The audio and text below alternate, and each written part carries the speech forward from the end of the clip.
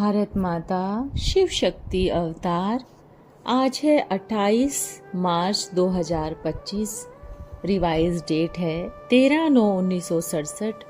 लाडले बच्चे, इस ड्रामा के पार्ट से कोई भी छूट नहीं सकता, न मोक्ष को पा सकता है।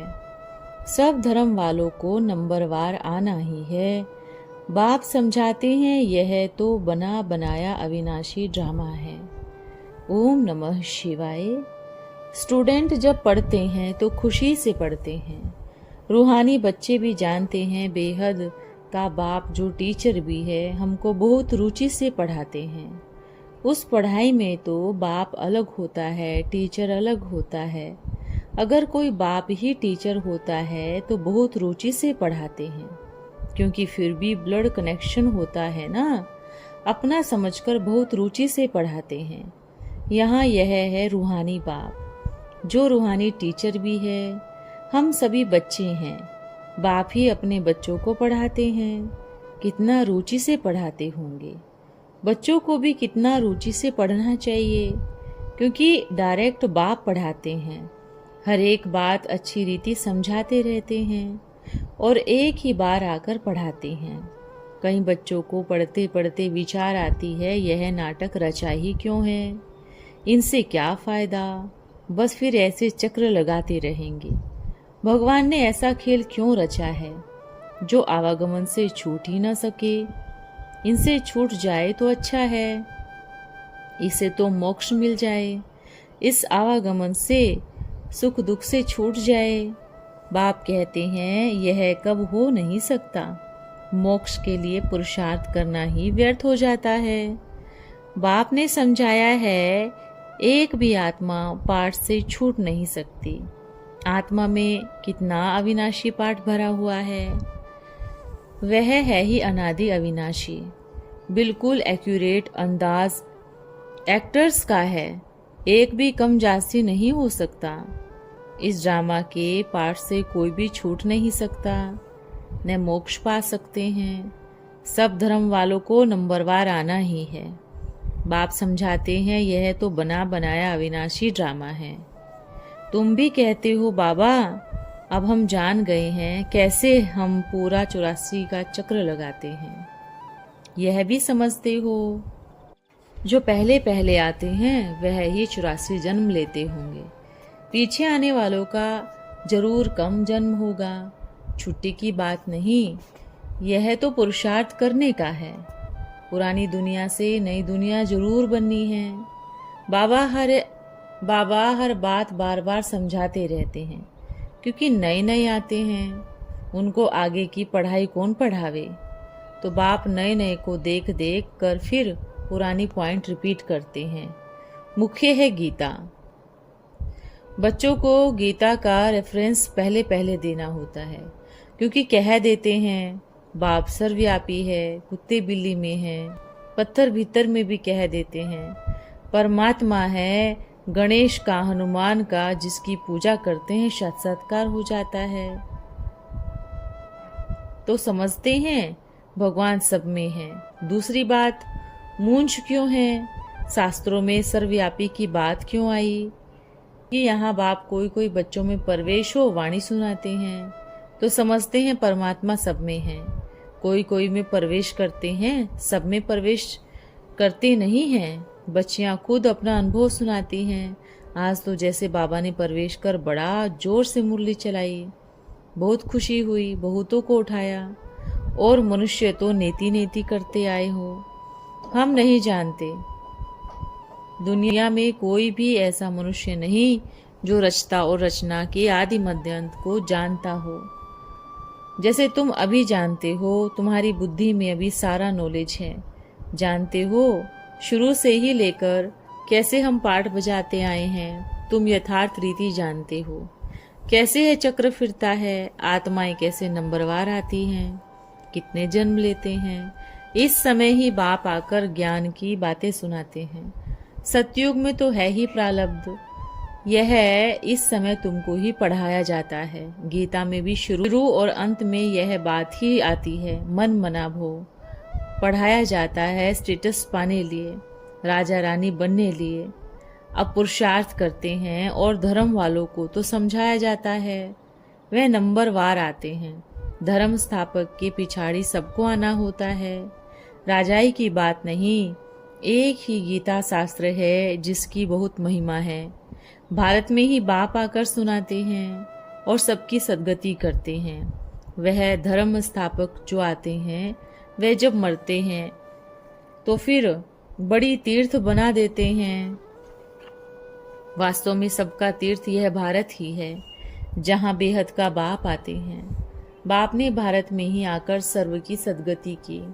बाप कहते हैं, तुम मुझे लिबरेटर गाइड कहते हो ना, हम तुमको इस पुरानी दुनिया दुखों से लिबरेट कर धाम सुख धाम ले जाते हैं।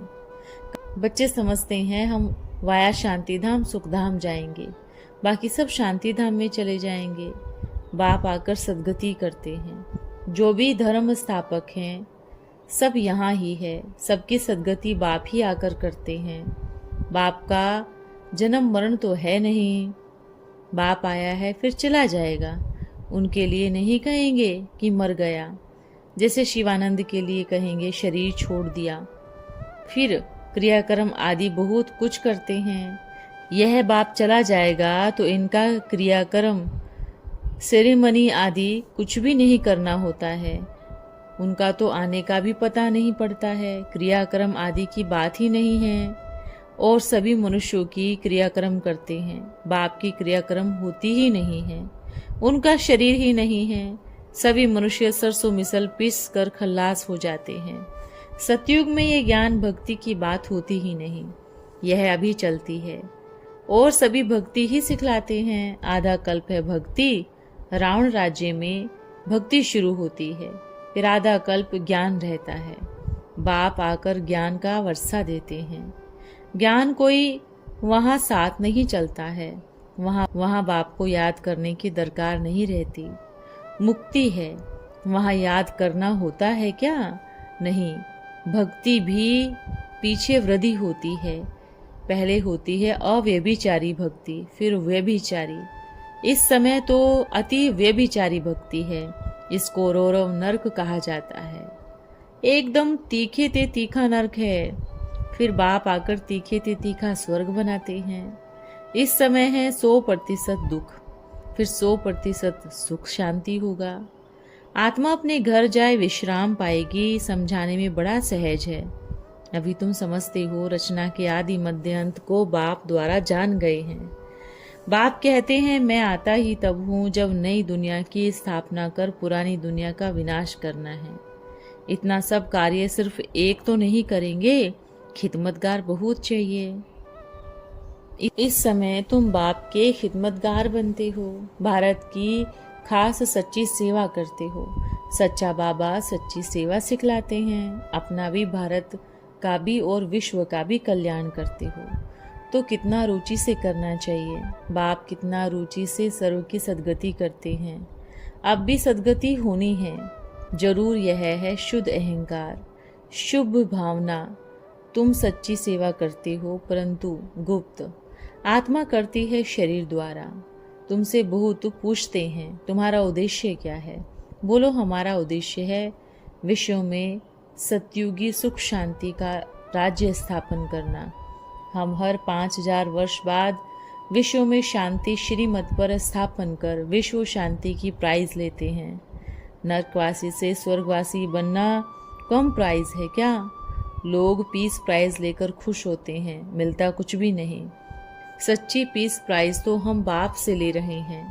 कहते हैं ना, भारत हमारा ऊंच देश है, कितनी महिमा करते हैं। सभी समझते हैं हम भारत के मालिक हैं, परंतु मालिक है कहाँ?